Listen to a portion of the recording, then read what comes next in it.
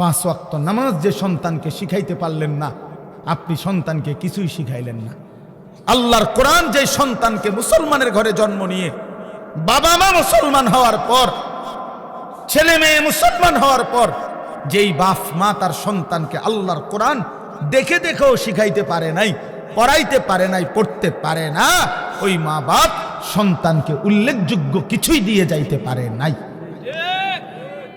এই বাত্তরকারী বিল্ডিং এরই বাপ মূল্য করতে পারে। বহুত এতিম যে বাপ মরে গেছে জন্মের সময়, হেতে পরে 10 তলা বিল্ডিং করছে, এরকম বহুত।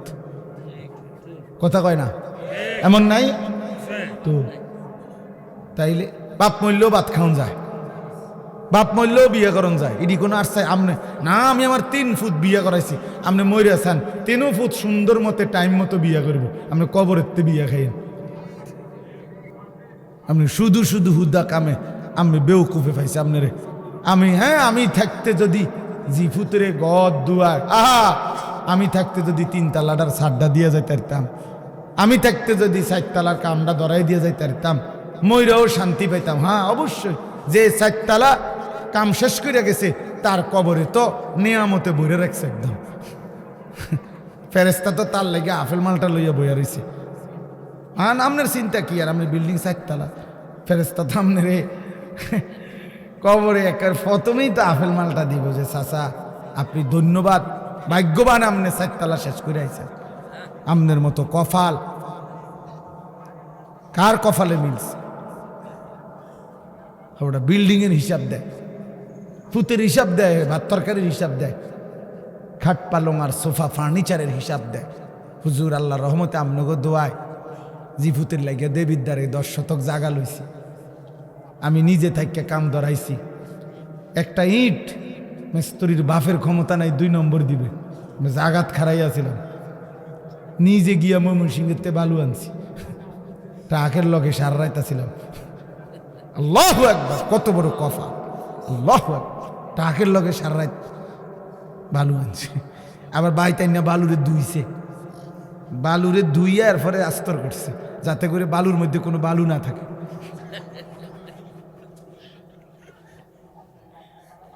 বালুর মধ্যে যাতে কি না থাকে, কোনো বালু যাতে না থাকে, এই জন্য ধুইয়া লইছে। কি পরিমাণ যত্ন একটা বিল্ডিং এর মজবুতির জন্য, কি পরিমাণ যত্ন যে বালুটা পর্যন্ত ধুইছে।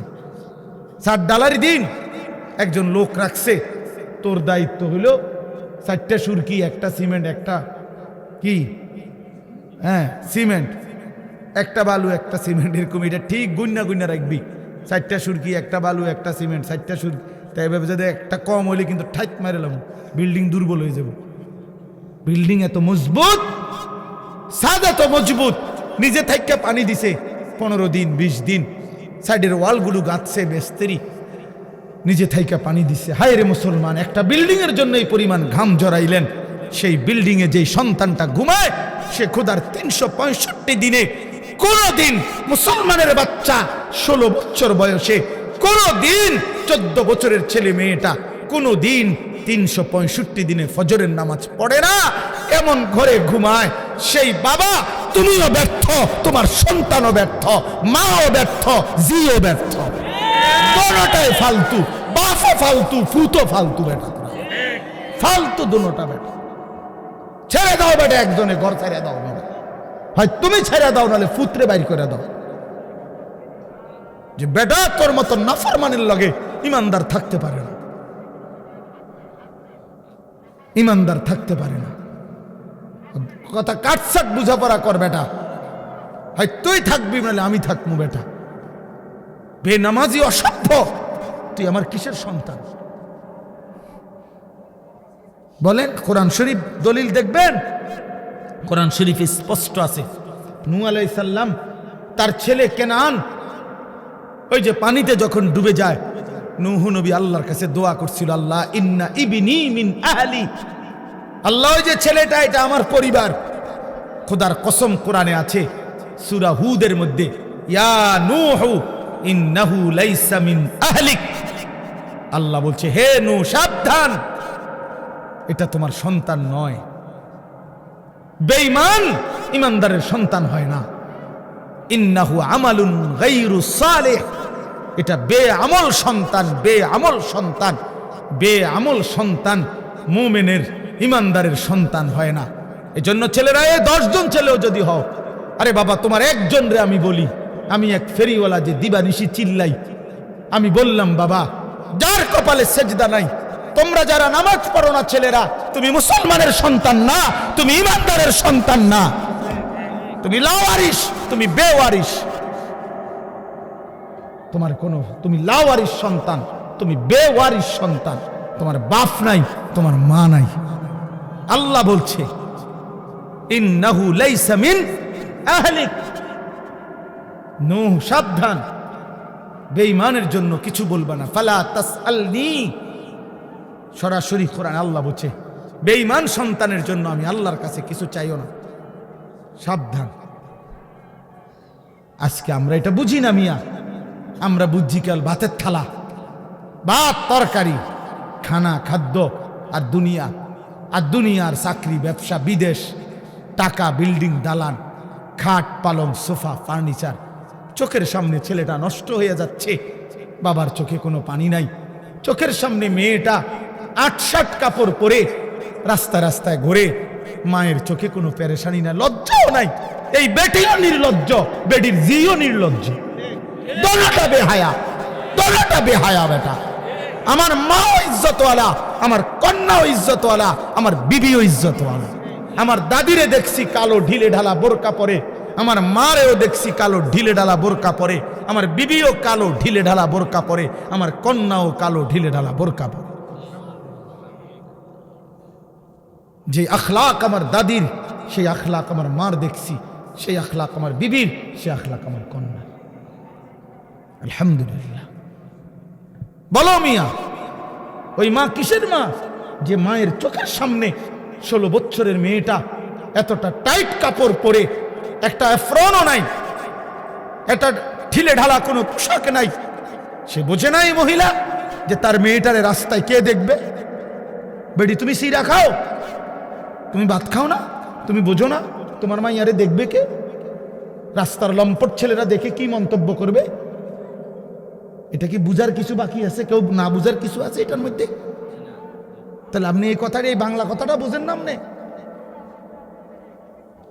না না না, মেয়ে শিক্ষিত হইতে আছে। আরে বাপরে, শিক্ষিত ইংরেজি কয়, ইংরেজি কয়, কবিতা কয়, 2 little black birds sitting on a wall, one called Peter, one called Paul. 2টা কাউয়া বসছে একটা ওয়ালের উপরে, একটা কাউয়ার নাম হইল পিটার, আর একটার নাম হইল পল। আমি বলি একটা কাউয়ার নাম হলো লোটা, আর একটা কাউয়ার নাম হলো বদনা। এই হলো 2টা কাউয়া। এটাই তো অর্থ কবিতা এটার। এটা অর্থ না, বলো না সিয়াম, এটার অর্থ কি?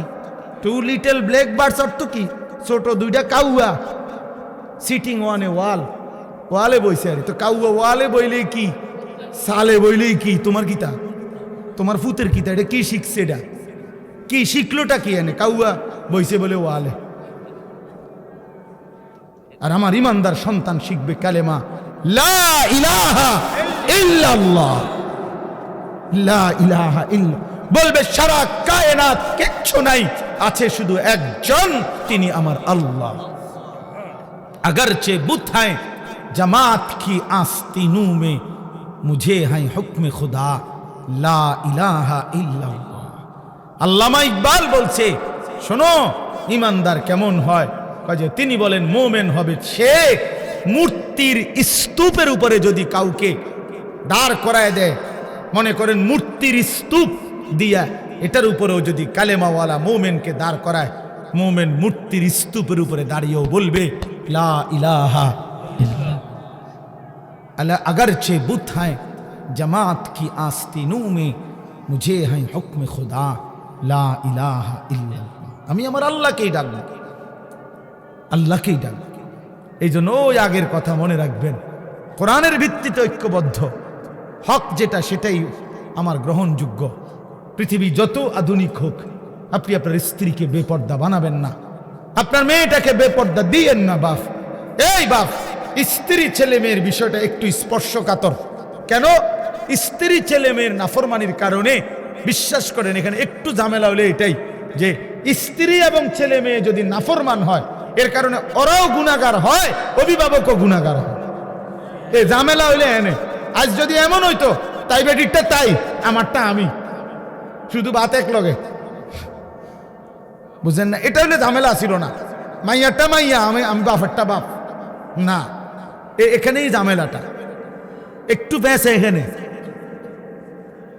এখানে দায়িত্ব আল্লাহ নবী সাল্লাল্লাহু আলাইহি সাল্লাম বলছে, ফাররাজুলু রাইন আলা আহলি বাইতিহি, প্রত্যেক পুরুষ তার পরিবারের সদস্যদের ব্যাপারে জিম্মাদার, অহুয়া মাসউলুন আনহুম, খোদার কসম এটা বুখারী মুসলিমের হাদিস। আল্লাহ নবী বলছেন, পুরুষ তার এই স্ত্রী সন্তানের ব্যাপারে হাসরের ময়দানে জিজ্ঞাসিত হবে, কেন তাদের ঈমান গেল কোথায়, তাদের নামাজ গেল কোথায়, তাদের পর্দা গেল কোথায়, তাদের সেজদা গেল কোথায়, তাদের ইবাদত গেল কোথায়। এইটা যদি জিঙ্গাইতো না, যদি এমন হইতো বাবুরে জিটটা জি আমারটা আমি, ফুতেরটা ফুতে আমারটা আমি, তাহলে তে ঠ্যাঙ্গালগি দিয়ে আডুক আর ঠ্যাং নামাইয়া আডুক তারটা তে। কিন্তু এখানে তো ঝামেলা হইলো, আমারও তো জিগাইবে। কথা বুঝছেন কিনা বলেন? আমার স্ত্রীর ব্যাপারে তো আমারও কি করবে, জিজ্ঞাসা করবে। আমার ছেলের ব্যাপারে তো আমারই জিজ্ঞাসা করবে। আমার মেয়ের ব্যাপারে তো আমারই জিজ্ঞাসা করবে। যদি এই মুআমালা না হতো তো ছেড়ে দিতাম, যা পিছে দিয়ে ফির, তোর কপালে তুই যা, আমার কপালে আমি। কিন্তু এখানে ঝামেলা হতো হলো তার নাফরমানির কারণে তো আমিও আটকায় যাব। আল্লাহ নবী সাল্লাল্লাহু আলাইহি ওয়াসাল্লাম 40 বছর বয়সে মক্কায় ইসলাম প্রচার শুরু করছেন, আপনারা আমরা সবাই জানি। তো এক টানা 10 বছর মক্কায় আল্লাহ নবী সাল্লাল্লাহু আলাইহি সাল্লাম প্রথম দিবানিশি মক্কার জমিনে কালেমার দাওয়াত দিছেন। এই 10টি বছর প্রতিনিয়ত মক্কার কাফেররা নবীজি সাল্লাল্লাহু আলাইহি সাল্লামকে বিরোধিতা করছে, জুলুম অত্যাচার নির্যাতন করেই গেছে। শারীরিকভাবেও জুলুম অত্যাচার করছে, মানসিকভাবেও জুলুম অত্যাচার করছে। নবী সাল্লাল্লাহু আলাইহি সাল্লামকে শারীরিকভাবে অনেক আঘাত করছে, গলার মধ্যে গামছা লাগায়া বহুবার কাবাগরের সীমানার থেকে নবীজিকে বের করে দিছে। নবী সাল্লাল্লাহু আলাইহি সাল্লাম সেজদা দিছে, তো উটের পচা নারী বুড়ি নবীজির পিঠে চাপায় দিছে। নবী সাল্লাল্লাহু আলাইহি সাল্লামকে ধাক্কা দিছে, ছোট ছোট পাথরের কঙ্কর নবীজির কপালের দিকে মারছে। এবং নবী সাল্লাল্লাহু আলাইহি সাল্লামের উপর যে কয়জন সাহাবী কালেমা গ্রহণ করছেন, তাদের প্রত্যেককেই মক্কার কাফেররা নির্মম নির্যাতন করছে, জুলুম অত্যাচার করছে।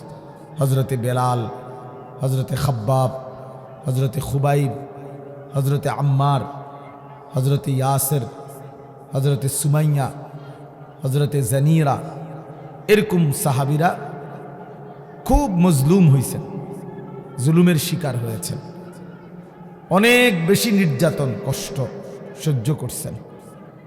আমরা কিতাবে পড়ছি হজরতে খাব্বাব রাদিয়াল্লাহু তাআলা আনহু, ইসলামের প্রথম যুগে যিনি কালেমা গ্রহণ করছিলেন, তো ওনাকে পরবর্তীতে হজরত ওমর রাদিয়াল্লাহু তাআলা আনহু একবার জিজ্ঞেস করছিল যে, খাব্বাব, ইসলামের প্রথম যুগে তুমি ইসলাম ধর্ম গ্রহণ করার কারণে কি পরিমাণ জুলুম অত্যাচার সহ্য করেছ, এটা একটু শোনাও। তখন হজরত খাব্বাব রাদিয়াল্লাহু তাআলা আনহু নিজের চাদর সরাইয়া আমিরুল মুমিনিন হজরত ওমরকে নিজের দুই পাশের কোমর দেখাইলেন। হজরত ওমর দেখলেন কোমরের দুই পাশে এক টুকরা গোশত নাই, হাড্ডিটা ছাড়া। তো হজরত ওমর রাদিয়াল্লাহু তাআলা আনহু হজরত খাব্বাবকে জড়ায় ধরে বললেন, খাব্বাব, কি হয়েছিল তোমার? তো তিনি বললেন যে, আমার মনিব, আমি ছিলাম গোলাম, কৃতদাস, আমি কামারের দোকানে আমার মনিবের কাজ করতাম। তো যেদিন আমার মনিব শুনছে আমি কালেমা গ্রহণ করছি, তো সেদিন এই গরম কয়লা, উত্তপ্ত লাল কয়লার মধ্যে আমার মনিব আমার দুই পাশের কোমর এমনভাবে চাপ দিয়া ধরে রাখছে যে গোশতগুলো পুড়ে খসে খসে পড়ে গেছে। এজন্য আর কোনোদিন আমার এই দুই পাশের কোমরে গোশত আর হয় নাই। এইভাবে সাহাবীরা জুলুম নির্যাতন সহ্য করছে। তাইলে শারীরিকভাবে মানসিকভাবে ভীষণ জুলুম অত্যাচার হয়েছে আল্লাহ নবী সাল্লাল্লাহু আলাইহি সাল্লাম এবং সাহাবীদের উপর। কিন্তু আল্লাহ নবী সাল্লাল্লাহু আলাইহি সাল্লামের প্রতি আল্লাহ তাআলার একটা আদেশ ছিল, ফাস্তাকিম কামা উমিরতা। নবীজিকে আল্লাহ বলছেন, আপনাকে যে আদেশ করা হয়েছে কালেমার প্রচার প্রসার, ইসলামের দাওয়াত, আপনি পূর্ণ ইস্তেকামাত, দৃঢ়তার সাথে, মজবুতির সাথে এই কাজে লেগে থাকেন। আল্লাহ তাআলা বলছে, কোনোভাবে এক চুলো আপনি এই কাজ থেকে পিছপা হবেন না। আপনার মেহনত, আপনার জিম্মাদারি আপনি করতে থাকেন, করতে থাকেন। আল্লাহ নবী সাল্লাল্লাহু আলাইহি ওয়াসাল্লাম এই জন্য কিতাবে আছে যে মক্কার কুরাইশদেরকে একদিন বলছিলেন, মক্কাবাসী, ওয়াল্লাহি লাউ ওয়াদাতুমুশ শামসা ফি ইয়ামিনি ওয়াল কামারা ফি ইয়াসারি ওয়া আমারতুম আন আতরুকা হাদিহি দাওয়া লান আতরুকাহা হাত্তা উনাফিজাহা আও আমুতা ইলাল্লাহ। বলছে আল্লাহর কসম, মক্কাবাসী, যদি তোমরা আমার ডান হাতে সূর্য এনে দাও, বাম হাতে যদি চাঁদ এনে দাও, আর বিনিময়ে যদি বলো আমাকে কালেমার দাওয়াত ছেড়ে দিতে, আল্লাহর কসম আমি এটা ছাড়ব না। চাঁদ সূর্য এনে দিলেও আমি ছাড়ব না। তার মানে কোনো কিছুর বিনিময়ে, কোনো কিছুর প্রলোভনে আমি ইমানের দাওয়াত ছাড়ব না। আমি আমার এই ফিকির, আমার এই মেহনত, আমার এই জিম্মাদারি আমি ছেড়ে দেব না। হাত্তা উনাফিজাহা, হয়তো এটা জমিনে বাস্তবায়ন হবে, অথবা আও আমুতা ইলাল্লাহ, আমি মৃত্যুবরণ করে শহীদ হয়ে আমার আল্লাহর কাছেই ফিরে যাব। এর বিকল্প কোনো সুরত আমার কাছে নাই। সমঝোতার, আপোষের কোনো সুরত নেই, সুরত নেই। হক বাতিলের ঐক্য হয় না, গোমরা আর ইমানদারের মাঝে ঐক্য হয় না। আমাদেরও বিভিন্ন সময় বিভিন্ন কিছু বলে মানুষ, যে ঐক্যবদ্ধতার অনেক কিছু বলে, কিন্তু সব কিছু বলে দুনিয়াবি বর্তমান পৃথিবীর আধুনিক গণতান্ত্রিক দৃষ্টিকোণ থেকে। এই জন্য আমাদের ঐক্যের ভিত্তি গণতান্ত্রিক ভিত্তিতে না, ঐক্যের ভিত্তি হবে ঈমান আকীদার ভিত্তিতে। এটা জরুরি। এখানেই দৃষ্টি, যত কথাই বলুক আম করে যে হুজুররা ঐক্য চায় না, ঐক্য করে না, এগুলো শুনতে পারবে, বলতে পারবেন, কিন্তু লাভ হবে না। ঈমান এবং আকীদার বিচ্যুতি যার সাথে, তার সাথে ঐক্য হয় না, তার সাথে ঐক্য হয় না। যার সাথে আমার বিশ্বাসের প্রশ্নে দ্বন্দ্ব, যার সাথে আমার ঈমানের প্রশ্নেই দ্বন্দ্ব, তার সাথে আমার ঐক্য হবে কিভাবে? কিভাবে হবে? এজন্য আল্লাহ নবী সাল্লাল্লাহু আলাইহি সাল্লাম বলছেন, আপনারা জানেনও এটা, মক্কার কাফেররা নবীজিকে প্রস্তাব দিছিল যে মুহাম্মদ কিছু সময় তুমি আমগো দেবতার পূজা করো, কিছু সময় আমরা তোমার আল্লাহর ইবাদত করি। নাউজুবিল্লাহ। আল্লাহ বলছেন না, বলে দেন, কুল ইয়া আইয়ুহাল কাফিরুন লা আ'বুদু মা তা'বুদুন, হে কাফের সম্প্রদায়, তোমরা যার ইবাদত করো আমি তার ইবাদত করি না। ওয়ালা আনতুম আবিদুনা মা আ'বুদ, আবার আমি যার ইবাদত করি তোমরা তার ইবাদত করো না। কাজেই এখানে বিশ্বাসের বিষয়। আমি আল্লাহকে মানি, তোমরা কুফরিকে, মূর্তিকে মানো।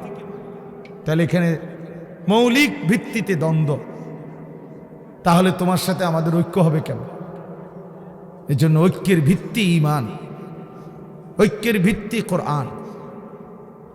আমাদের খতিব আজম আল্লামা নুরুল ইসলাম অলিপুরি দামাত বারাকাতুহুমুল আলিয়া, এই কথাটা তিনি বহুবার বারবার বলে, এখনো বলে উনি, যে আল্লাহ তাআলা বলছে ওয়াতাসিমু বিহাবলিল্লাহি জামিআ, সবাইকে ঐক্যবদ্ধ থাকতে বলছে। কিন্তু এই বিহাবলিল্লাহ উনি বলেন যে কিসের ভিত্তিতে ঐক্যবদ্ধ থাকতে বলছে সেইটা বলেন না কেন? সেটা তো আল্লাহ বলে দিছে, কোন একটি দলের সাথে সবাই ঐক্যবদ্ধ হন, এইটা তো আল্লাহ বলে নাই। পরিচিত কোনো একজন ব্যক্তির সাথে সবাই ঐক্যবদ্ধ হন, এইটা তো বলে নাই কোরআন। বিহাবলিল্লাহ মানে তো হইল যখন যেই দেশে যেই দল আছে এর মধ্যে থেকে একটা ছাইয়া, এটার লগে সবাই একমত হন, এটা না। সর্বযুগে সর্বকালে সকলকে ঐক্যবদ্ধ থাকার একটি মূল নীতি আল্লাহ বলছেন বিহাবলিল্লাহ, আল্লাহর রশি। এই আল্লাহর রশিটা কি? বাংলাদেশের চলমান কোনো দল? কি মনে করেন? বাংলাদেশের কোনো পরিচিত ব্যক্তি? তাইলে বিহাবলিল্লাহ, আল্লাহর রশিতে ঐক্যবদ্ধ হও। তাহলে আল্লাহর রশিটা কি? সরাসরি আমাদের নবী সাল্লাল্লাহু আলাইহি সাল্লাম হাদিসের মধ্যে এটা তাফসিরে স্পষ্ট বলে দিয়েছেন, হাবলুল্লাহ হুয়াল কোরআন। আল্লাহর রশি হলো কোরআন। আল মামদুদু মিনাস সামাই ইলাল আরদ, সাত আসমানের ঊর্ধ্ব থেকে সাত তবক জমিন পর্যন্ত বিস্তৃত যে কোরআন, যে দিন, এই কোরআনের ভিত্তিতে ঐক্যমত। কোরআন যেটাকে হক বলে সেটাতে তুমি একমত থাকো। কোরআন যেটাকে বাতিল বলে সেটাকে তুমি বাতিলই মনে করো। কোরআন যেটাকে জায়েজ বলে সেটাকেই তুমি জায়েজ মনে করো। কোরআন যেটাকে হারাম বলে সেটাকেই তুমি হারাম বলো। পৃথিবী আধুনিক হইতে হইতে আরো ডেভেলপ করতে করতে যদি সুদকে একেবারে শব্দটা বুলাইয়া যদি ইন্টারেস্ট নাম দিয়া আরো সুন্দর করেও সাজাইয়া টাজাইয়াও দেয়, তারপরেও আল্লাহর কোরআন যেটা হারাম বলছে এটা হারামই, এটা হারাম। অতএব এরকম প্রত্যেকটা বিষয়ের ক্ষেত্রে আজকে আমরা অনেক সময় এটা বুঝি না, কথার প্রসঙ্গে বললাম আর কি। আমরা অনেক সময় এটা বুঝতে চেষ্টা করি না। আমরা মনে করি যে যেভাবে আছে চলো ঐক্যবদ্ধ থাকো। কেমন ঐক্যবদ্ধ থাকবো? প্রত্যেকে প্রত্যেকের মতো থাকবে, সবাই আবার ঐক্যবদ্ধ থাকবো, তো সংশোধন করবে কি? সংশোধনটা হবে কি তাইলে? সংশোধন করবে কি তাইলে? যার মতো, যার দাড়ি নাই তাকে তার মধ্যে থাকতে দাও, যার দাড়ি আছে তাকে তার অবস্থায় থাকতে দাও, ঐক্য থাকো। তো সংশোধন করব কি? কথা বোঝেন না? যে দাঁড়াইয়া মুতে তারে দাঁড়াইয়া মুততে দাও, যে বইয়া মুতে তারে বইয়া মুততে দাও, দুজনে ঐক্যবদ্ধ থাকো। তো ঠিক করবো কি? তা বুঝছেন নি? ঠিক করবে কি তাইলে? তো দিন কি তাইলে? যারা সুদ খায় তাদেরকে সুদে খাইতে দাও, যারা এমনি হালাল খাইতে চায় তাদেরকে হালালই খাইতে দাও, ঐক্যবদ্ধ থাকো। তো কি হলো? যে নারী বেপর্দা চলতে চায় তাকে বেপর্দাই চলতে দাও, যে পর্দানসীন চলতে চায় তাকে পর্দানসীনই চলতে দাও, তবু ঐক্যবদ্ধ থাকো। তো ঐক্যবদ্ধ থাকতে বলছে এখানে, এটা নিয়ে ঐক্যবদ্ধতার অর্থ এইটা মনে রাখতে হবে। ঐক্যবদ্ধ মানে আল্লাহর কোরআন যখন কেউ মেনে নেয়, এবার যে কয়জন এরাই ঐক্যবদ্ধ। কথা বুঝেন নাই? কোরআন যেটাকে হালাল বলছে এটাই হালাল, কোরআন যেটাকে হারাম বলছে এটাই হারাম। ইসলাম যেটার অনুমোদন দিয়েছে, পৃথিবী যদি উলট পালটও হইয়া যায়, আধুনিকতা যদি কায়িত হইয়া যায়, শীত হইয়া যায়, তারপরও ইসলাম যেটা বলেছে, কোরআন যেটা বলেছে, আমি এটার উপরে একমত, আমি এটাই মানি, এটাই ঐক্যবদ্ধ। এটাই ঐক্যবদ্ধ। ঐক্যবদ্ধতার ভিত্তি আল্লাহর কোরআন। হাবলুল্লাহ হুয়াল কোরআন। আল্লাহর নবী যেটা ব্যাখ্যা করে দিয়েছেন, তো কোরআনের ব্যাখ্যা নবীজির চাইতে উত্তম বেশি কে বুঝছে? বলেন না কেন? আমাদের নবী সাল্লাল্লাহু আলাইহি সাল্লামের চাইতে কোরআন বেশি বুঝছে কে? কেউ? তাহলে উনার ব্যাখ্যার চাইতে সঠিক উত্তম ব্যাখ্যা আর কারো ব্যাখ্যা হইতে পারে? হইতে পারে। এই জন্য এটা প্রসঙ্গক্রমে ঐক্যবদ্ধই। আপনি তখনই ঐক্যবদ্ধ যখন আপনি পুরা কোরআন মানেন। আর যে কোরআন মানে না, আল্লাহর দ্বীন মানে না, রাসূলুল্লাহ সাল্লাল্লাহু আলাইহি সাল্লাম সুন্নাহ মানে না, সে ঐক্যবদ্ধ প্ল্যাটফর্ম থেকে সে বিচ্ছিন্ন।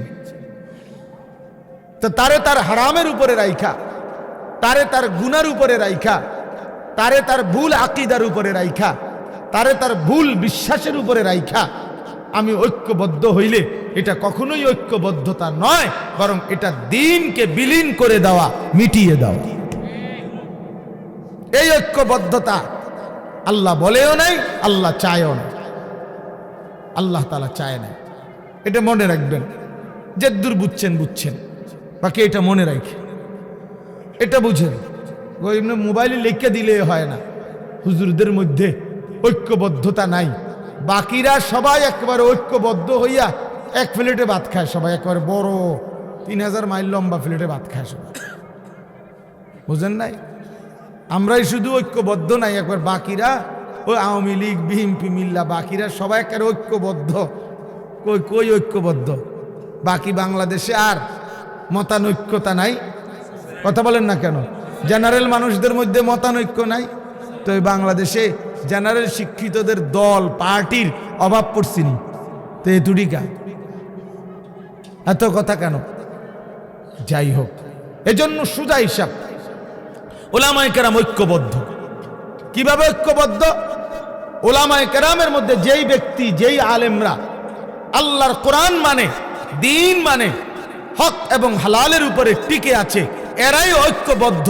বাকিরা ঐক্যবদ্ধ হচ্ছে না, এটা ইনাদের দোষ না।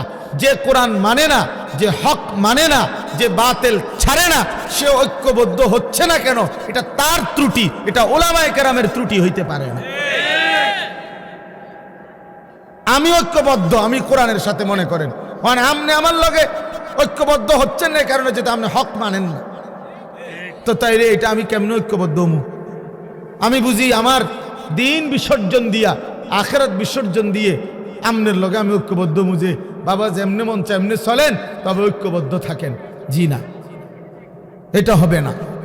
আল্লাহ আমাদেরকে বুঝ দান করেন, আল্লাহ আমাদেরকে বুঝ দান করেন।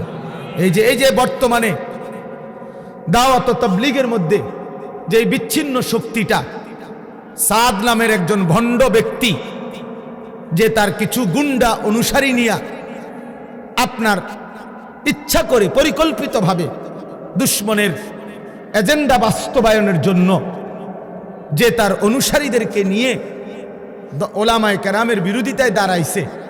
এখন সাংবাদিকরা অথবা জেনারেল শিক্ষিতরা যতই বলুক যে আপনারা ঐক্যবদ্ধ হয়ে যান, এক হয়ে যান, না এক হবে না, তো কোনোদিনও না এক হবে না। কারণ আমাদের স্পষ্ট বক্তব্য হলো সাদের আকীদা, কথাবার্তা সম্পূর্ণ কোরআন সুন্নাহ বিরোধী।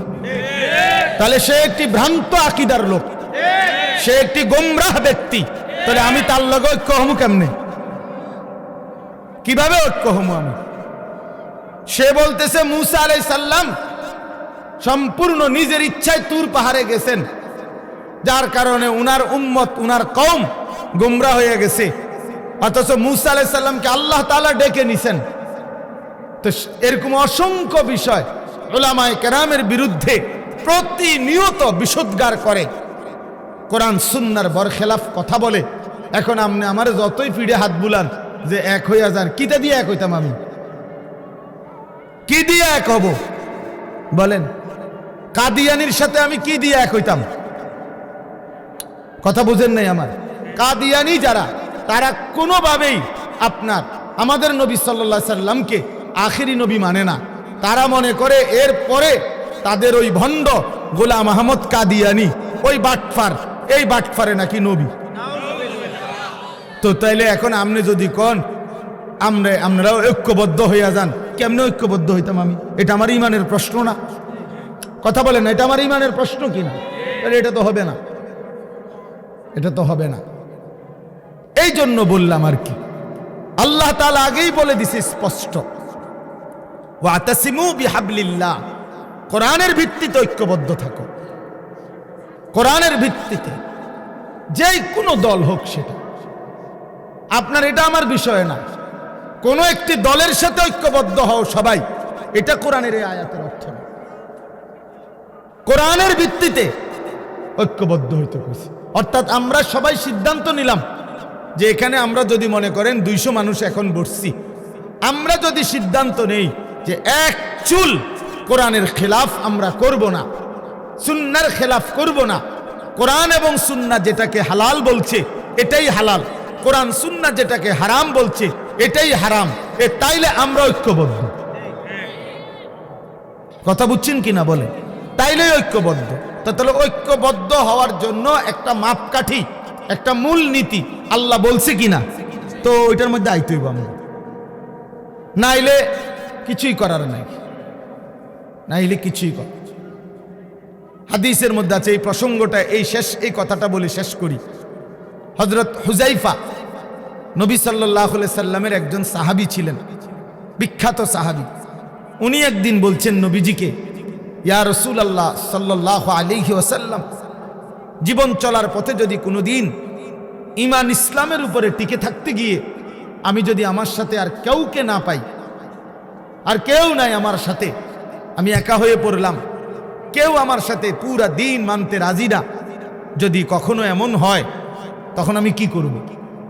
আল্লাহর নবী সাল্লাল্লাহু আলাইহি সাল্লাম বলছেন, ওয়ালাউ আন তাআদ্দা বিআসলি শাজারাতিন, প্রয়োজনে তুমি গাছের গোড়ালি শিকড় কামড়াইয়া ধরে রাখবা, তারপরও একা হলেও দ্বীনের উপরে অটল থাকবা। তো তুমি ঐক্যবদ্ধ, তুমি একজন, ওই তুমি ঐক্যবদ্ধ কিসের ভিত্তিতে? কথা বলেন না কেন? এই জন্য এটা মনে রাখতে, যে না আর সম্ভব না, পুরা সমাজ, পুরা দেশ, পুরা মহল্লা টেলিভিশন কিনে লাইছে, আর আমি একজন শেষ, এই পুরা 30 ঘর মানুষের মধ্যে আমার এই একটা ঘরে আর টেলিভিশন না কিনা, আর আমি একজন, আর কি করুন, থাক বাদ দাও, আমিও কিনে লাই। বুঝছেন নি আপনি কথাটা? এটা নি কথা, এটা নি ইসলামের কথা না। প্রয়োজনে তুমি একাই মাটি কামড়াইয়া ধরে রাখো, তো তুমি ঐক্যবদ্ধ। আরো আশ্চর্য শুনবেন, ইব্রাহিম আলাইহিস সালাম, উনি, এই যে ইব্রাহিম নবী, উনি কয়জন? একজন। ওই যে ছেলেটা হাফেজ সাহেব যে পুরস্কার প্রাপ্ত, এই প্রিয় ভাই যে তেলাওয়াত করছে ইব্রাহিম আলাইহিস সালামের ঘটনা, হ্যাঁ খুব সুন্দর তেলাওয়াত করছে। তো এই ইব্রাহিম আলাইহিস সালাম, উনি ব্যক্তিগতভাবে কয়জন? একজন। কিন্তু কোরআন শরীফে স্পষ্ট আছে, ইন্না ইব্রাহিমা কানা উম্মাতান, ইব্রাহিম ছিল একটি জাতি, ইব্রাহিম একাই একটি উম্মত। অর্থাৎ আল্লাহর দ্বীন যখন সে পূর্ণ মেনে নিছে, তো ইনি একাই শক্তি, তিনি একাই ঐক্যবদ্ধ, তিনি একাই একটি জাতির প্রতিবিম্ব, প্রতীচ্য। এই জন্য এটা মনে রাখতে হবে, পুরা দিন কোন অবস্থাতেই পৃথিবীর সবাই যদি আল্লাহর দ্বীন ছেড়ে দেয়, তবুও আমি ছাড়বো না, এই ব্যক্তি ঐক্যবদ্ধ। এবার বাকিরা ধীরে ধীরে এখানে এসে ঐক্যবদ্ধ হইতে হবে, ধীরে ধীরে নাহকের লগে ঐক্যবদ্ধ হইলে হবে না। আল্লাহ আমাদেরকে বুঝার তৌফিক দান করেন। চলেন বাবা, বলতেছিলাম আল্লাহ তাআলা আমাদের প্রিয় নবী সাল্লাল্লাহু আলাইহি ওয়াসাল্লামকে যখন এই দায়িত্ব তিনি আদায় করছেন, তিনি বলছেন, আমি এক চুলো আমার কালেমার দাওয়াত থেকে বিচ্যুত হব না। কোনো প্রলোভনে নবীজি আপোষ করে নাই, সমঝোতা করে নাই, বরং তিনি বলছেন, আমি একা হই, কিন্তু আমি একাই আমার আল্লাহর কালেমার দাওয়াত দিতেই থাকব। 10 বছর পরে আল্লাহর নবী সাল্লাল্লাহু আলাইহি সাল্লামের চাচা আবু তালেব তিনি ইন্তেকাল করছেন। নবীজির বয়স তখন 50। তার 5 দিন পরে বা 7 দিন পরে নবীজির স্ত্রী আম্মাজান খাদিজা রাদিয়াল্লাহু তাআলা আনহা তিনি ইন্তেকাল করছেন। এই নবুয়তের 10ম বছর নবীজির দুইজন আপনজন ইন্তেকাল করছেন। একজন বাহিরে নবীজিকে আগলাইয়া রাখতেন আবু তালেব, আর আরেকজন ঘরে আদর সোহাগ ভালোবাসা দিয়ে আগলাইয়া রাখতেন, তিনি প্রিয়তমা স্ত্রী খাদিজা রাদিয়াল্লাহু তাআলা আনহা। প্রসঙ্গক্রমে নওজোয়ান ছেলেরা এটা মনে রাখো বাপ, এক নারী এবং নারীর প্রতি আসক্তি, এইটা তো একটা মৌলিক মানুষের স্বভাবজাত বিষয়, যে মানুষের অস্তিত্বের ভিতরে আল্লাহ তাআলা এটা দিয়েছেন, কিন্তু সেইটা কেউ যদি নেককার স্ত্রীর জন্য অপেক্ষা করে আর আল্লাহর কাছে দোয়া করে আর নেককার স্ত্রী চরিত্রবান স্ত্রী মিলে, আল্লাহর কসম, তো পৃথিবীতেই তার ঘরে তার জীবনে জান্নাতের সুখ বিরাজ করে। আর বন্ধু, চরিত্রহীন লম্পট হয়ে দিন রাত নারী ছবি, অশ্লীলতা, বেহায়াপনা, অসভ্যতা, বেহায়া বেপর্দা কোনো নারীর পিছনে ঘুরে, ছবিতে হোক আর বাস্তবে হোক, যে চরিত্রহীন লম্পট তার জীবন শেষ করে দিছে, খোদার কসম, আল্লাহর ওয়াদা আছে ওই খবিস অচিরেই তার জন্য বিবি মিলবে আরেকটা খবিস। আর সেদিন মনে থাকবে, মনে রাখবেন প্রিয় ছেলে, মনে রাখো, সেদিন তোমার সংসার হবে জাহান্নামের টুকরা, জাহান্নামের টুকরা। এজন্য নারী দুধারী, নারী এমন তরবারি যে তরবারি দুই দিকে ধার। নারী যদি চরিত্রবান হয়, নেককার হয়, পবিত্র হয়, সতীসাধ্যী হয়, পর্দানসীন হয়, সে নারী জান্নাত, সে নারীর সংসার জান্নাতের সুখ। আর নারী যদি চরিত্রহীন হয়, বেহায়া হয়, বেপর্দা হয়, চরিত্রহীন অসভ্য হয়, খোদার কসম, ওই নারী তোমার জীবনের জন্য জাহান্নামের আগুন টুকরো। এই জন্য তুমি মনে রাখো বন্ধু, আজকের এই চরিত্রহীনতা আগামী দিনে তোমাকে এর সুদ দিতে হবে। এটা স্পষ্ট আছে কিতাবে, আমার কাছে আরবি কিতাব আছে।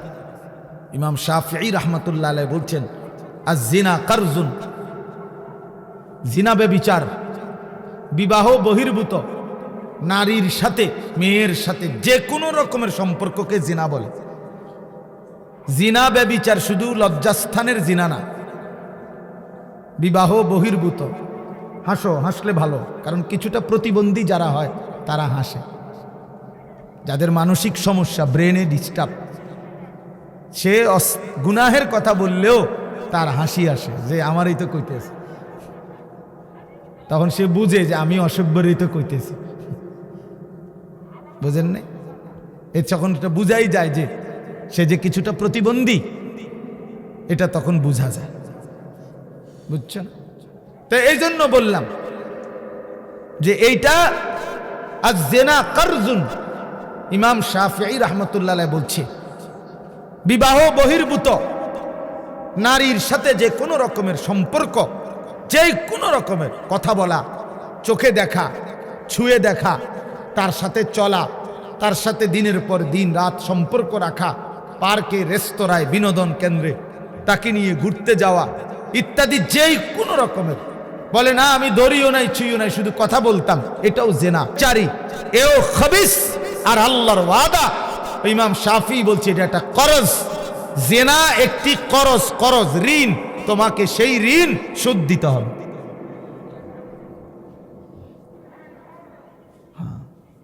ব্যভিচার একটি কর্জ, এটা ঋণ, এটা শোধ দিতে হবে।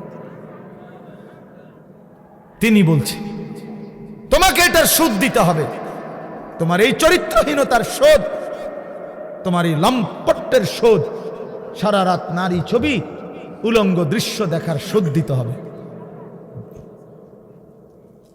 এটা মনের একটা ছেলে হলো যদি কেউ বুঝে থাকো তো মনে রাখো, এর শোধ দিতে হবে তুমি।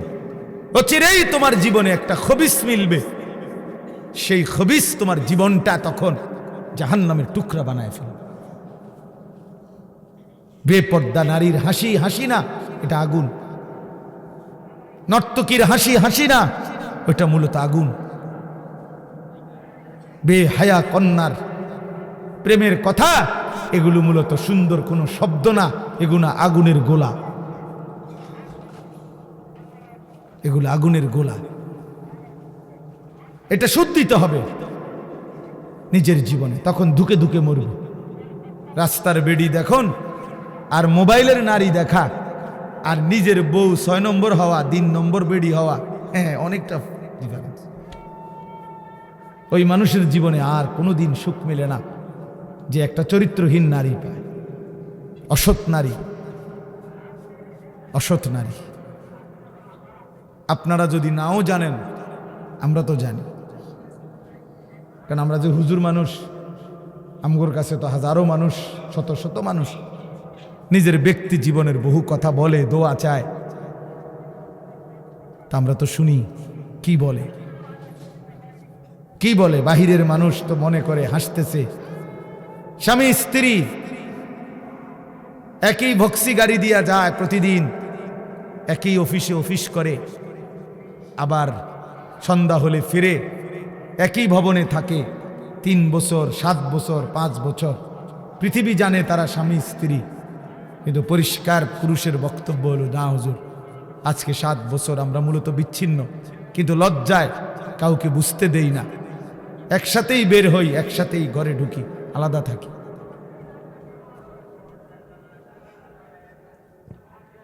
হ্যাঁ, স্বামী এক জায়গায়, স্ত্রী এক জায়গায়। স্বামী ছাদে বইয়া গিটার বাজায়, বিড়ি আর সিগারেট খায় আর গান গায়। আমি তো দেখছি দিনের পর দিন বেচারা গান গায়, সারা রাত গিটার বাজায় আর একটা একটা করে সিগারেট খায় আর গান গায়। গানও মাশাআল্লাহ, গানও না, গানের জাতও না, না কিচ্ছু না, মানে এটা কোনো সুরও নাই, সুরের জাতও নাই, বে বে করে, বে বে। আহা, আল্লাহ মাফ করে দেন, আল্লাহ মাফ করে দেন। প্রিয় যুবক, চরিত্রহীন হয়েও না, তোমার জীবন দিয়ে এটার খেসারত দিতে হবে। তোমার অপকর্মের দায়ভার আল্লাহর কসম অন্য কেউ নিবে না।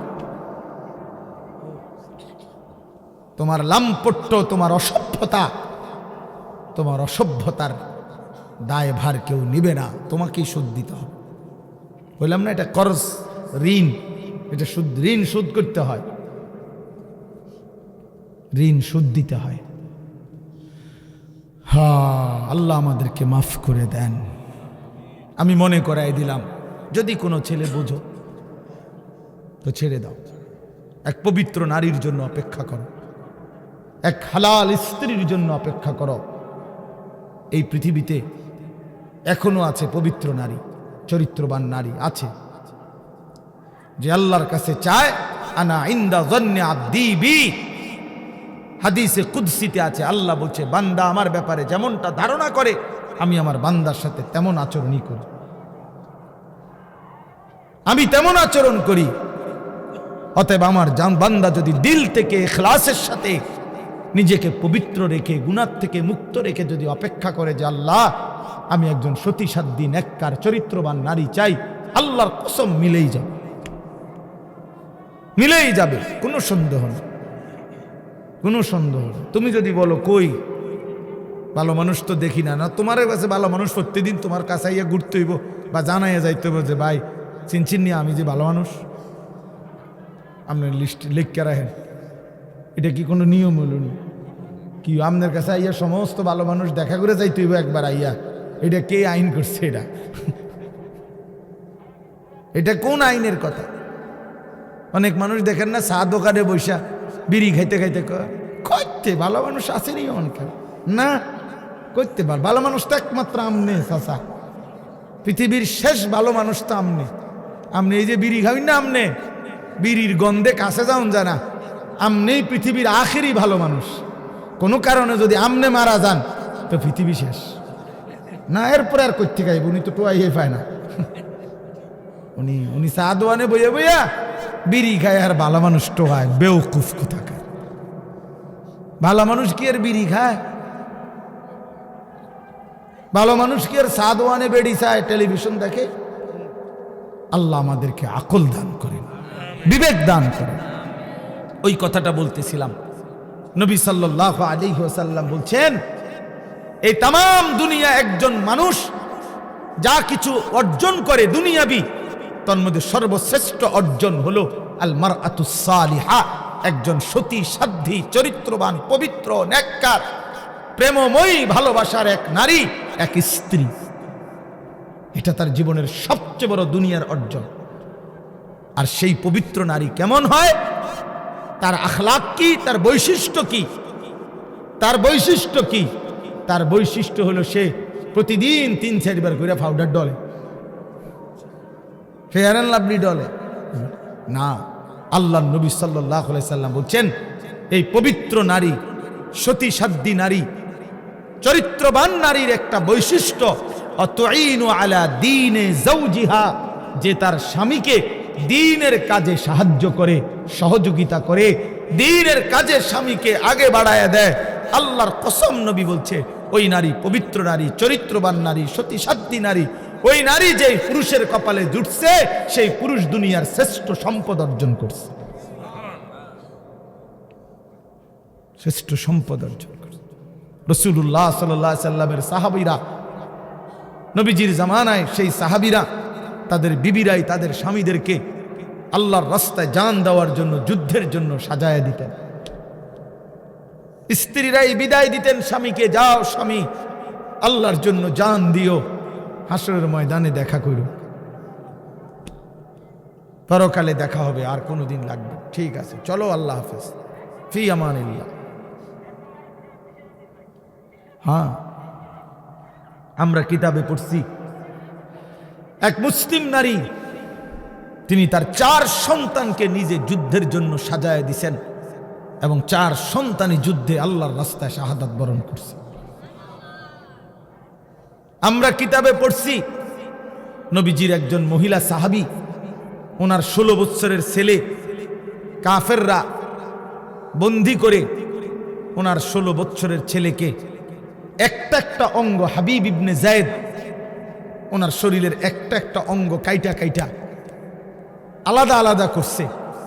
এরপরে বুটি বুটি করে, পিস পিস করে, গোশতের টুকরার মতো কইরা এরপরে আগুনে পুরাইয়া ছাই করে ফেলছে।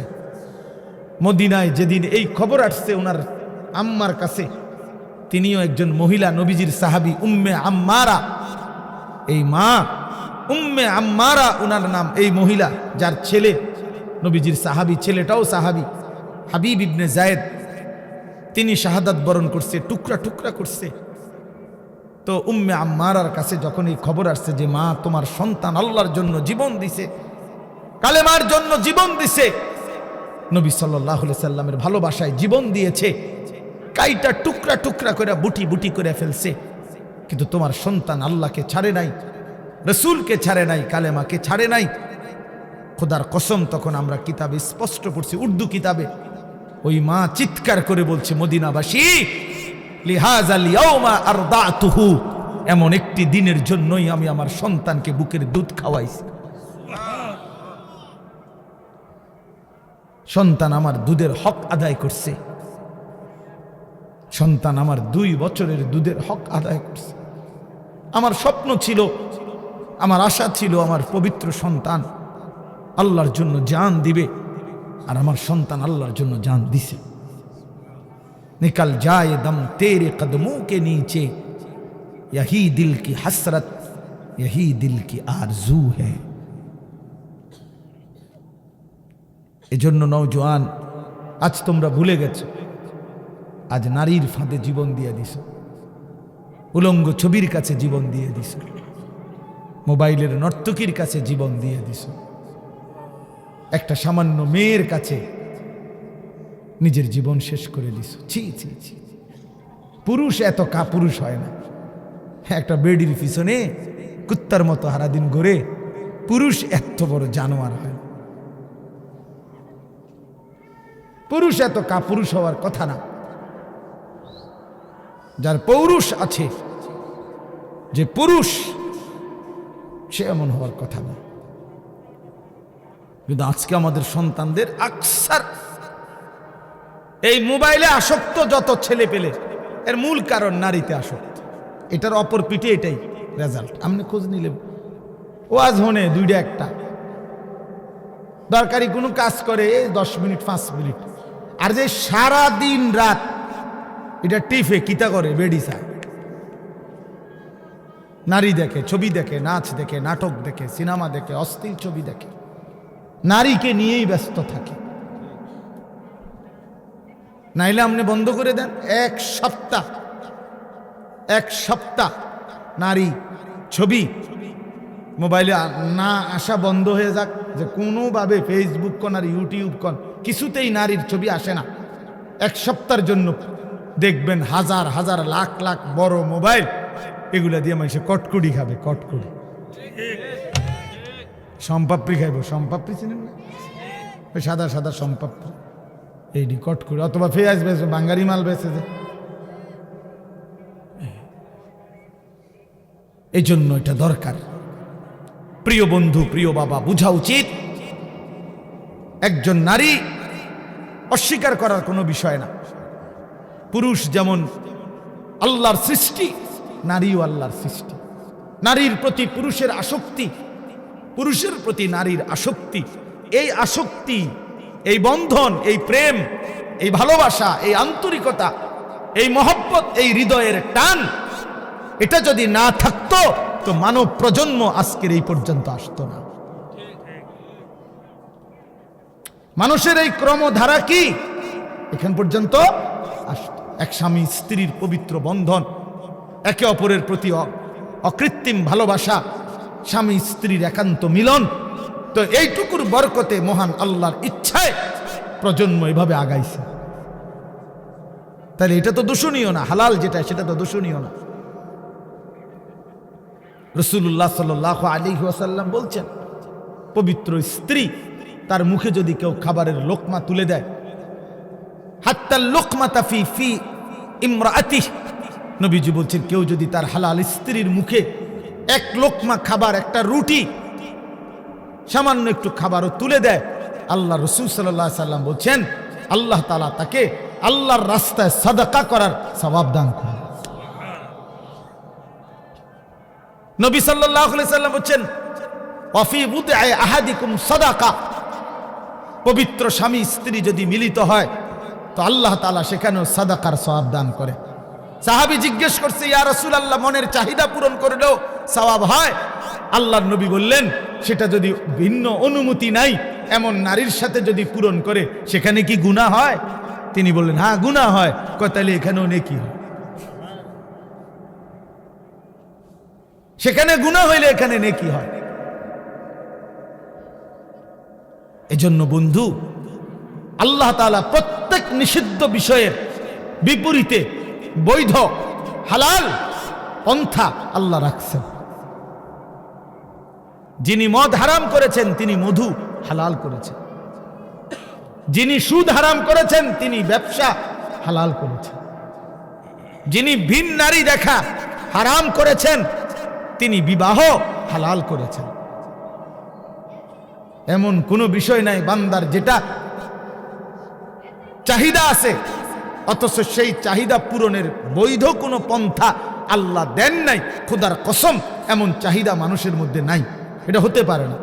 কারণ প্রতিটি চাহিদাও দিছেন আল্লাহ, সেই চাহিদা পূরণের হালাল পন্থা নির্ধারণ করে দিছেন, সেটাও আল্লাহ, সেটাও আল্লাহ করছেন। আজকে অনেক মা বোন হয়তো পর্দার আড়ালে আছেন, শুনতেছেন, আপনাদেরকেও বলি, বেপর্দা নারী, বেহায়া নারী, বেহায়া কন্যা, তার বাস্তবিক অর্থে সামাজিক কোনো মর্যাদা নাই। ইসলামের দৃষ্টিতে, মানবতার দৃষ্টিতে, ইনসাফের দৃষ্টিতে, বিবেকের দৃষ্টিতে তার কোনো সম্মান নাই, ইজ্জত নাই। বেপর্দা নারী তো শোপিস, উপভোগের পণ্য। বেপর্দা নারী তো প্রদর্শনের বস্তু, প্রদর্শনের বস্তু, যে নিজেকে প্রদর্শন করে বেড়ায়। আল্লাহ তাআলা আমাদেরকে মাফ করে দেন। আল্লাহ আমাদের মা বোন, আমাদের কন্যা, যে সমাজের নারী বেপর্দা হয়, বিশ্বাস করেন ওই সমাজের সবচেয়ে বড় বিপদ হলো হালাল এবং পবিত্র পন্থা, হালাল এবং পবিত্র বিবাহ এবং হালাল এবং পবিত্র মানব প্রজন্ম তছনছ হয়ে যায়। আজকের ইউরোপ এই ব্যাধিতে আক্রান্ত, যখন অবাধ যৌনাচার, নারী পুরুষের অবাধ সহজ করে দিছে, আজকে তাদের বৈধ সন্তানের চাইতে অবৈধ সন্তানের পরিমাণই বেশি, পরিমাণই বেশি। আল্লাহ আমাদের সমাজ, আমাদের বংশধর, আমাদের প্রজন্মকে জিনা, ব্যভিচার, বেহায়া, বেপরদিগি, বেশরম এই জিন্দিগি থেকে হেফাজত করেন। বলেন আমিন। চলেন আমি আমার কথাটা শেষ করে দেই। তো আল্লাহর নবী সাল্লাল্লাহু আলাইহি সাল্লামের স্ত্রী, ইনি সবচেয়ে বেশি সহযোগিতা করছেন নবীজিকে। 25 বছর বয়সে নবী সাল্লাল্লাহু আলাইহি সাল্লাম তাকে বিয়ে করছেন। আর নবীজির বয়স যখন 50, তখন খাদিজা রাদিয়াল্লাহু তাআলা আনহা ইন্তেকাল করছেন। তো এই 25টা বছর নবীর যৌবনের মূল সময়ে তিনিই ছিলেন নবীজির স্ত্রী। এবং 40 থেকে 50 নবুয়তের এই 10টা বছর পরম যত্নে আল্লাহর নবীকে আগলাইয়া রাখছেন আম্মাজান খাদিজা, নবীজির স্ত্রী। অনেক বেশি সহযোগিতা করছে, নিজের জান মাল, নিজের সবটুকু ভালোবাসা সহযোগিতা মক্কায় সবচেয়ে বেশি দিছেন এই স্ত্রী খাদিজা রাদিয়াল্লাহু তাআলা আনহা। এজন্য আল্লাহও তাকে সম্মান করছেন, কারণ এই গোটা কায়নাতের মধ্যে সর্বপ্রথম কালেমাওয়ালা এই স্ত্রী খাদিজা রাদিয়াল্লাহু তাআলা আনহা। নবীর হাতে প্রথম কালেমা গ্রহণ করছে, নবীজির দ্বীনের কাজে প্রথম সহযোগিতা করেছেন এই নারী খাদিজা রাদিয়াল্লাহু তাআলা আনহা। এজন্য নারী প্রথম কালেমা গ্রহণকারী, নারী প্রথম দ্বীনের কাজে সহযোগিতাকারী, প্রথম সহযোগিতাকারী। আল্লাহ তাআলা আমাদের নারীদেরকে এমন তৌফিক দান করেন। তো বললাম যে আমরা আল্লাহ নবী সাল্লাল্লাহু আলাইহি সাল্লাম এরপরে নবুয়তের 10ম বৎসরের পরে আল্লাহ নবী সাল্লাল্লাহু আলাইহি সাল্লামের উপরে জুলুম অত্যাচার তীব্র বেড়ে গেছে। নবীজি পার্শ্ববর্তী তায়েফ নগরীতে এরপরে গেছেন কালেমার দাওয়াত দিতে। 11 বৎসরের সময় সেখান থেকে একটা লোকও কালেমা গ্রহণ করে নাই। নবীজি ফিরে চলে আসছেন। তায়েফের কাফেররা পাথর মেরে অকাতরে আল্লাহ নবী সাল্লাল্লাহু আলাইহি সাল্লামকে বিতাড়িত করে দিছে। নবীজি রক্ত মাখা দেহ নিয়ে মক্কায় ফিরে আসছেন। এই সংক্ষেপ কথা হলো, নবীজি যখন তায়েফ থেকে ফিরে আসছে তখন মক্কাবাসী নবীজিকে খুব বেশি বিদ্রুপ করছে যে মুহাম্মদ, আজকে 11টি বছর তুমি আমাদের দ্বারাও নির্যাতিত, আমরাও তোমারে বিতাড়িত করলাম, আবার তুমি তায়েফ গেলা, তায়েফেও কেউ তোমার কালেমা গ্রহণ করলো না, বাচ্চারাও তোমারে শেষ পর্যন্ত পাথর মারলো। এখন তুমি যে বলতেছ তোমার আল্লাহ আছে, আল্লাহ তোমারে ভালোবাসে, আল্লাহ তাআলা তোমারে মহব্বত করে, তোমার ইজ্জত কই, সম্মান কই, কই তোমার আল্লাহ? এইভাবে বিদ্রুপ করলে, ব্যঙ্গ ঠাট্টা মস্কারি করতে লাগছে। তখন আমি শুধু এই কথাটা বলতে চাচ্ছি, তখন আল্লাহ নবী সাল্লাল্লাহু আলাইহি সাল্লামকে আল্লাহ তাআলা তায়েফের ময়দান থেকে ফেরত আসার পর মক্কাবাসী যখন চূড়ান্ত ব্যঙ্গ বিদ্রুপ ঠাট্টা করছে, তখন আল্লাহ তাআলা হযরত জিবরাইল আলাইহিস সালামকে পাঠিয়ে বোরাকে চড়িয়ে আল্লাহ তাআলা নবীজিকে আরশে আজিমের মেহমান বানাইছেন, মেরাজে নিয়ে গেছেন। আইনা বলছেন, বন্ধু জগৎবাসী বলছে আমি নাকি আপনাকে ইজ্জত দেই নাই, সম্মান দেই নাই, ভালোবাসি নাই। চলেন বন্ধু, আজ আপনাকে আমি এমন জায়গায় আনলাম, এবার আপনি শুধু শুনে নেন। আপনাকে এখন আমি যেই আরশে আজিমের উপরে আয়না দাঁড় করাইলাম, আপনার কদমের নিচে আমার গোটা সৃষ্টি, আপনি আমার সমস্ত সৃষ্টির ঊর্ধ্বে, উপরে শুধু আমি আল্লাহ, আর কোনো সৃষ্টি নাই। অতএব আপনার মর্যাদা পৃথিবীবাসী শুনে নেক যে আমি আল্লাহর পরে সমস্ত সৃষ্টির উপরে আপনি রাসূলের মর্যাদা, আমি আপনাকে সম্মান দিলাম। ইজ্জত কাকে বলে, সম্মান কাকে বলে, কতটুকু হইতে পারে আমি দিলাম, সম্মানের সর্বোচ্চ মাকামে আপনাকে পৌঁছায় দিলাম। আল্লাহ নবী সাল্লাল্লাহু আলাইহি সাল্লাম মেরাজে গেলেন, এই মর্যাদা পেলেন, আল্লাহ তাআলা আদর করলেন, কথা বললেন, পরম মমতায় বন্ধুর সাথে একান্তে সাক্ষাৎ দিলেন। এই পুরা পর্ব শেষ হওয়ার পর আমি শুধু যে একটা কথা শুধু বলে শেষ করতে চাচ্ছি, প্রিয় বাপ আমার, বন্ধু আমার, আজকে এই রাত গভীরে শুধু মনে রাখেন, নবীজি সাল্লাল্লাহু আলাইহি সাল্লামকে আল্লাহ তাআলা মেরাজে সর্বশ্রেষ্ঠ মর্যাদা, শ্রেষ্ঠতম স্থানে নিয়েছেন। তো সেদিন আল্লাহ নবী বলছিলেন, আল্লাহ মাওলা, আপনি তো আমার ইজ্জত দিলেন, সম্মান দিলেন, মর্যাদা দিলেন, আপনার কাছে আনলেন, আরশে আজিমের মেহমান বানাইলেন।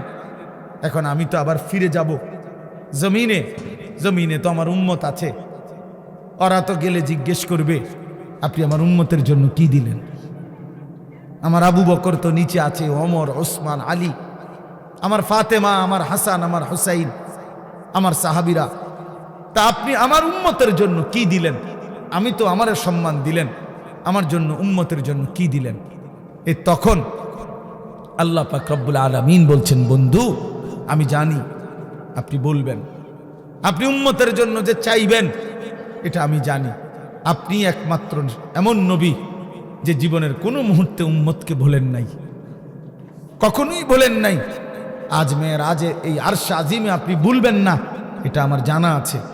এই জন্য আমি আল্লাহ গত 11টি বছর, প্রিয় ভাই এই শেষ কথাটা মনোযোগ দিয়ে শোনেন, গত 11টি বছর আমি আল্লাহ এই কোরআন নাজিল করছি আপনার উপরে। কত আহকাম, কত আয়াত জিব্রাইলের মাধ্যমে আমি জমিনে পাঠাইছি। কিন্তু বন্ধু বিশ্বাস করেন, 11টি বছর আমি আল্লাহ একটি আমল আমি নিজের কাছে রাখছিলাম। আমার সিদ্ধান্ত ছিল যেদিন আপনাকে আমি এই সর্বশ্রেষ্ঠ মর্যাদার মাকামে আনব, সেদিনে আমি আপনাকে আপনার উম্মতের জন্য সর্বশ্রেষ্ঠ আমল আমি আল্লাহ আমার কুদরতি হাতে আপনার হাতে তুলে দেব। আর সেটাই আজকের এই হাদিয়া। আর সেই হাদিয়াটাই হলো 5 ওয়াক্ত নামাজের হাদিয়া। আজ আপনার মর্যাদার চূড়ান্ত সর্বশ্রেষ্ঠ স্থানে আপনাকে আনলাম, আর আপনার উম্মতের জন্য যে আমলটা দিলাম এটাও সর্বশ্রেষ্ঠ আমল। অতএব প্রিয় বন্ধু আমার, এবার আপনি শুধু এই কথাটাই বুঝেন, 5 ওয়াক্ত নামাজ দোস্ত নওজোয়ান, 5 ওয়াক্ত নামাজ এটা মেরাজের হাদিয়া, আরশে আজিমের হাদিয়া, মহান আল্লাহ পাকের স্বহস্তে দেওয়া হাদিয়া। নবীজির যেদিন মর্যাদার চূড়ান্ত মাকামে আল্লাহ নিছেন, সেদিন সর্বশ্রেষ্ঠ আমল আল্লাহ তাআলা হাদিয়া হিসাবে দিলেন। অতএব আল্লাহর প্রতি যার ভালোবাসা আছে, মেরাজের প্রতি যার ভালোবাসা আছে, নবীজির প্রতি যার ভালোবাসা আছে, আল্লাহর কসম 5 ওয়াক্ত নামাজ তার জীবনে বাধ্যতামূলক। যে জীবনে 5 ওয়াক্ত নামাজ নাই, সে আল্লাহকে চিনে না, সে রসুলকে চেনে না, সে ইসলামকেও চিনে না। তার কোনো আল্লাহ বলতে কিছু নাই, তার কোনো রসুল বলতে কিছু নেই। তুমি মূলত মুসলিম নামের এক লেবাসদারি ধোঁকাবাজ, ধোঁকাবাজ। তুমি এক প্রতারক, প্রতারক যে মনে করছো মুসলমান মানে শুধু আইডি কার্ডে লিখলে হয়। তুমি ভাবছো শুধু জন্ম নিবন্ধন সনদে লিখলে ধর্মের পাশে ইসলাম এতেই চলবে।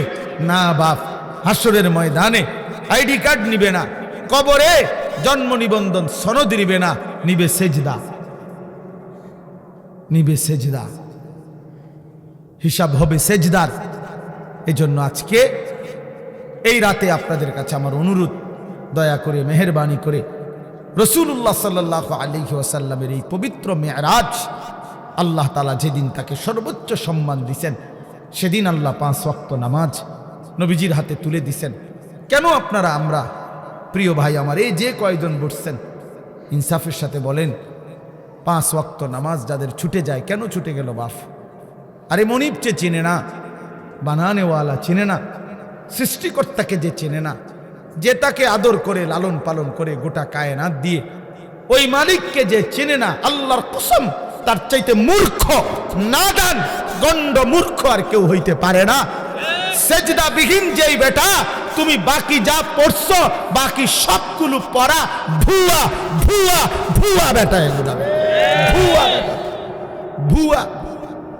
বাকি এগুলো সারাও বেটা দুনিয়া মেলে বেটা, দুনিয়ার সবগুলো পড়া কিচ্ছু না পড়লেও মূর্খ, বকলম, নাম দস্তখত করতে জানে না, টিপসই দেয় এমন বেড়াও দুনিয়া বাত খায়, গুম যায়, পেশাব পায়খানা করে, বিয়া করে, বাচ্চা কাচ্চা হয়, টাকা পয়সা হয়, কোটি কোটি টাকার মালিক হয়, ক্ষমতাও দেখায়, নেতাগিরিও দেখায়, মাতবরিও দেখায়। হ্যাঁ, কি শিখলা 12 বছর? এই বাবা সন্তানকে কি শিখাইলেন? 16 বছর সন্তানের পিছনে আপনি বললেন পোলারে পড়ালেখা করাইয়া শিক্ষিত বানাইলেন, যে সন্তান সেজদা দেয় না, মালিককে চেনে না, আল্লাহর কসম তাকে শিক্ষিত বানান নাই, বরং উপার্জনকারী প্রাণী বানাইছেন। তাকে কামাই রোজগারের কোন একটা সিস্টেম, কোন একটা নিয়ম শিখাইছেন পয়সা রোজগার করার, কিন্তু ইনসান মানুষ হয় নাই, মানুষ বলে তাকে সেজদা করে। জি, আল্লাহ তাআলা মানুষকে বানাইছেন এই সেজদার জন্য। অতএব যার কপালে সেজদা নাই সে মানুষ নয়, বরং কোরআন তাকে বলছে আনআম, চতুষ্পদ জন্তু, জানোয়ার, জানোয়ার বলছে। অতএব চলেন হিসাব লাগান, আর নাই তো তর্ক করলে তর্ক করেন, আমি রাজি। আপনি প্রমাণ করে দেন মালিককে যে চিনে না সে মানুষ হয় কিভাবে, কোন যুক্তিতে, কোন যুক্তিতে বলেন? পৃথিবী ভোগ করতে হলে তো শিক্ষা দীক্ষা ছাড়াই হয়। বোবা মানুষও তো পৃথিবী ভোগ করে। যে বোবা সেও তো ভাত খায়, ঘুম যায়। বোবাও তো পেশাব পায়খানা করে, বোবাও তো বিয়ে করে, বোবারও তো বাচ্চা হয়। অন্ধ মানুষও তো বিয়ে করে, অন্ধ মানুষও তো দুনিয়া ভোগ করে। বধির মানুষ যে কানে শুনে না তো তো দুনিয়া ভোগ করে। প্যারালাইজড, পঙ্গু, অচল, প্রতিবন্ধী, পাগল, সেও তো খানা খায় বেটা, সেও তো দুনিয়া বাইচা রইছে।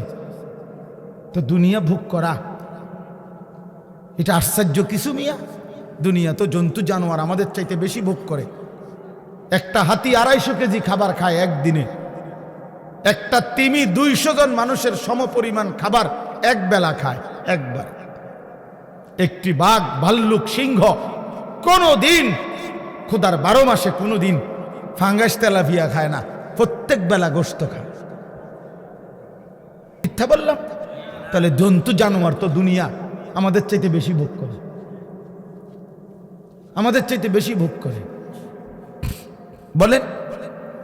অতএব দয়া করে মনে রাখবেন এই শেষ কথা, 5 ওয়াক্ত নামাজ যে সন্তানকে শিখাইতে পারলেন না, আপনি সন্তানকে কিছুই শিখাইলেন না।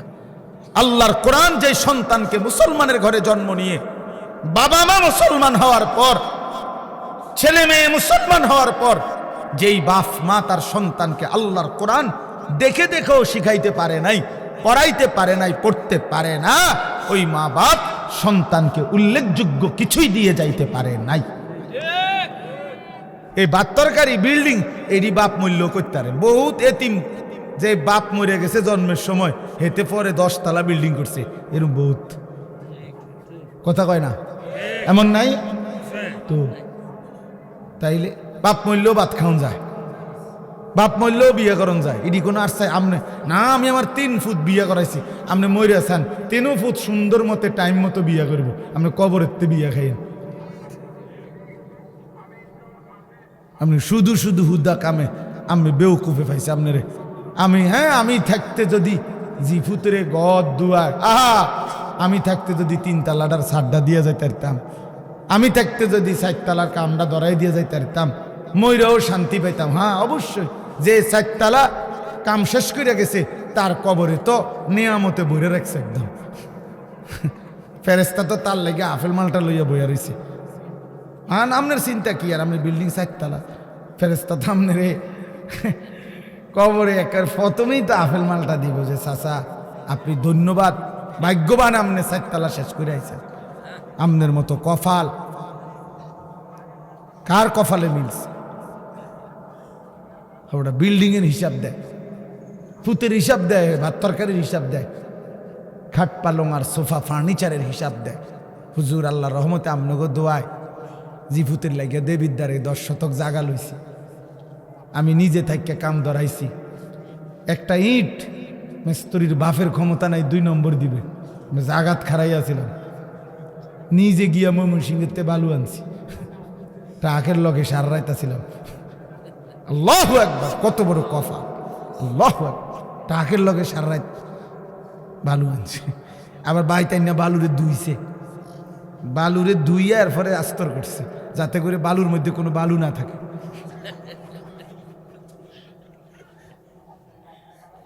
বালুর মধ্যে যাতে কি না থাকে, কোনো বালু যাতে না থাকে, এই জন্য ধুইয়া লইছে।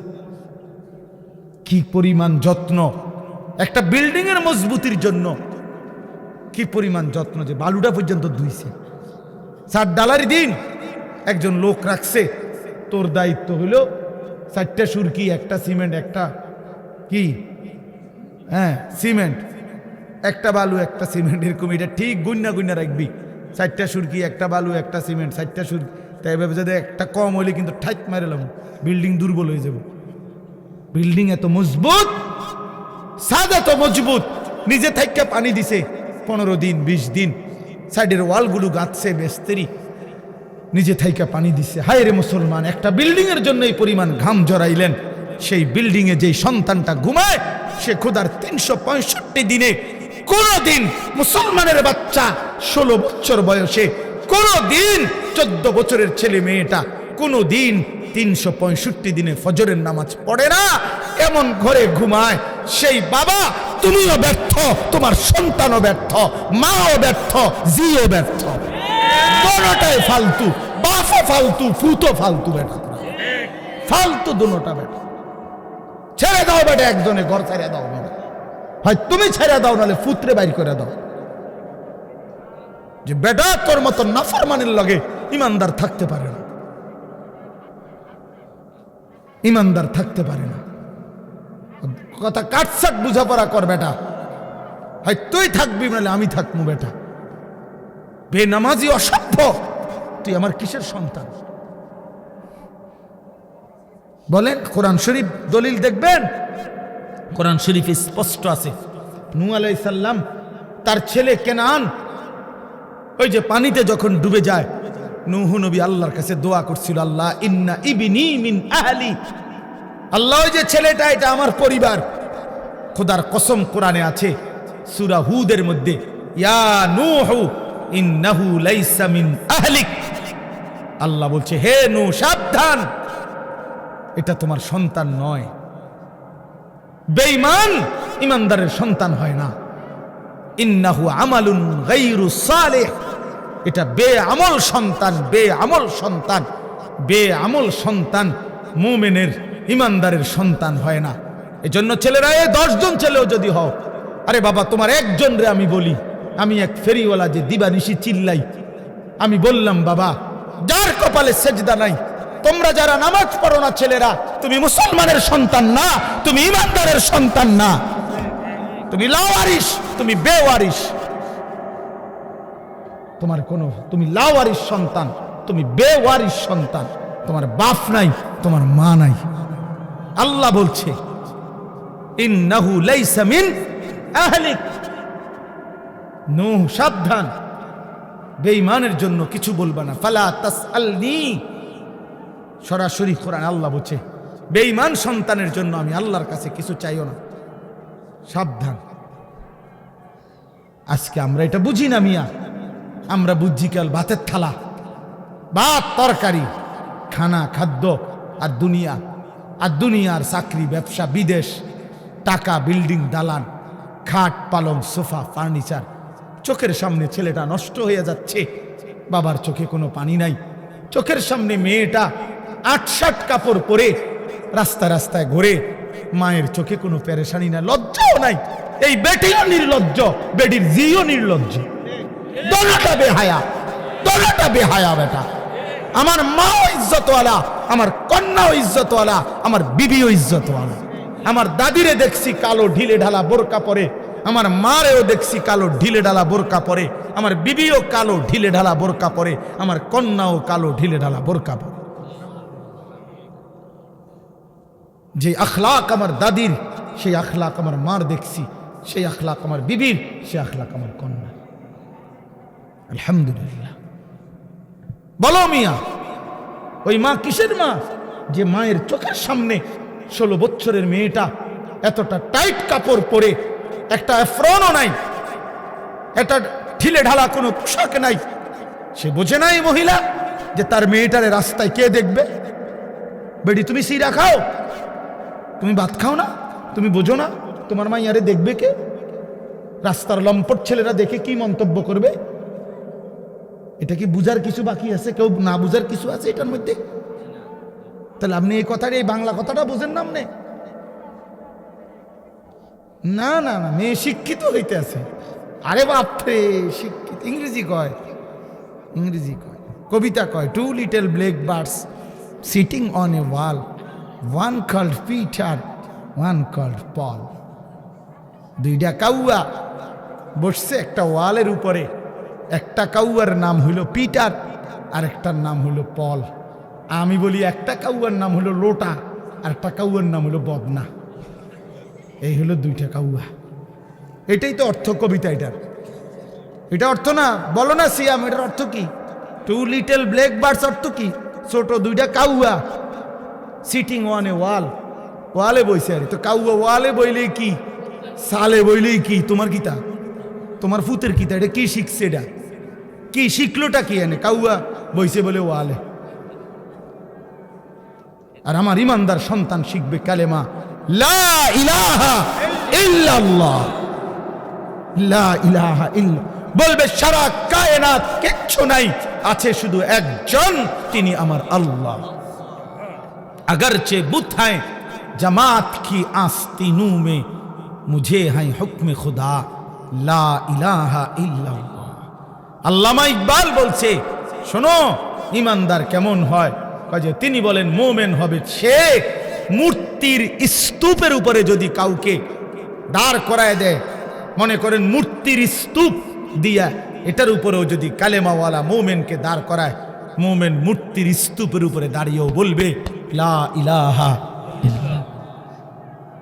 अगरचे बुत हैं जमात की आस्तीनों में, मुझे हैं हुक्म खुदा ला इलाहा इल्लल्लाह। আমি আমার আল্লাহকেই ডাকব, আল্লাহকেই ডাকব। এই জন্য ওই আগের কথা মনে রাখবেন, কোরআনের ভিত্তিতে ঐক্যবদ্ধ হক যেটা সেটাই আমার গ্রহণযোগ্য।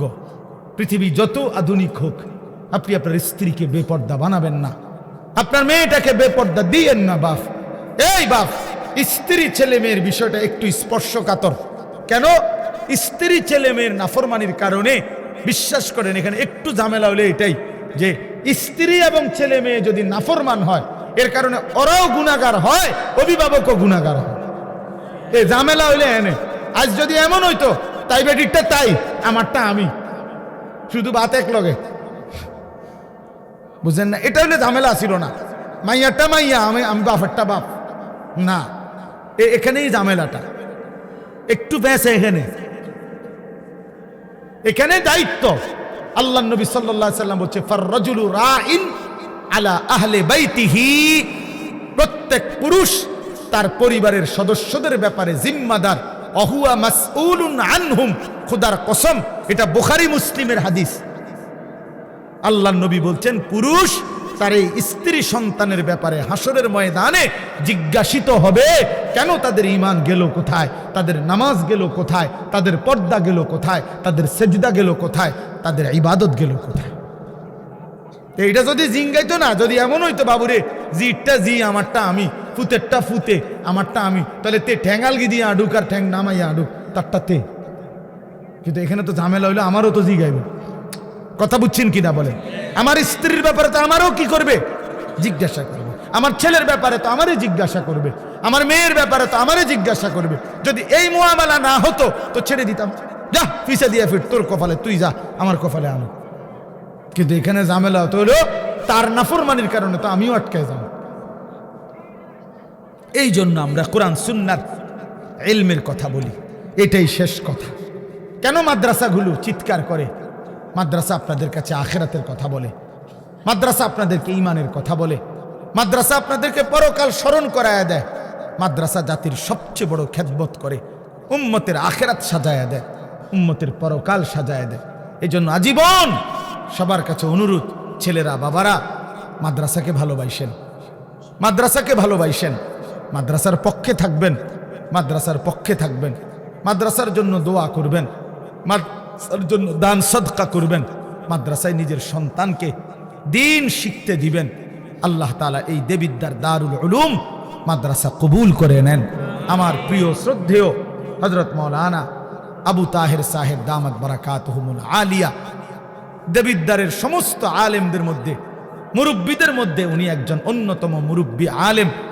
দেবিদ্দারের বিভিন্ন দ্বীনি সংগঠন, দ্বীনি কার্যক্রমের মধ্যে প্রথম সারিতে যাদের নাম, তিনি একজন। আলহামদুলিল্লাহ, সবসময় আমগরে মহব্বত করে, স্নেহ করে, যার কারণে ওনার ছেলে বশির, সে আমারে অনেক মহব্বত করে। এই সব মিলাইয়া আমরা চেষ্টা করি প্রায় প্রতি বছরই আজকে কয়েক বছর যাবৎ আপনাদের এই মাহফিলে আসতে মূলত ভালোবাসা মহব্বতের টানেই আসা। আমি শক্ত বলে ফেলছি, আমার মাফ করে দিয়ে, কিন্তু বিবেক দিয়ে ভাইবেন। আপনার পরিবার হয়তো একদিন মনে পড়বে লোকটা বলছিল, বড় শক্ত করেই বলছিল, তাহলে এই জন্য কথা গুরুত্ব দিলে বরকত হবে। ছেলেরা নামাজ পড়ো বাপ, আখলাক ঠিক রাখো, আখলাক ঠিক রাখো। নারী, ছবি, অস্থিরতা, মোবাইলের এই উলঙ্গপনা, বেহায়াপনার মধ্যে এমন সুন্দর জীবন, এমন সুন্দর যৌবন, প্রিয় বন্ধু আমার, সাথী আমার, দোস্ত আমার, নষ্ট করে দিও না। ভুল হবে তাইলে। আল্লাহ তাআলা প্রতিটা সন্তানকে দ্বীনের পথে থাকার চলার তৌফিক দান করেন, কবুল করেন, আজকের মাহফিলকে বরকতময় করেন। সুবহানাল্লাহি ওয়া বিহামদিহি, সুবহানাকাল্লাহুম্মা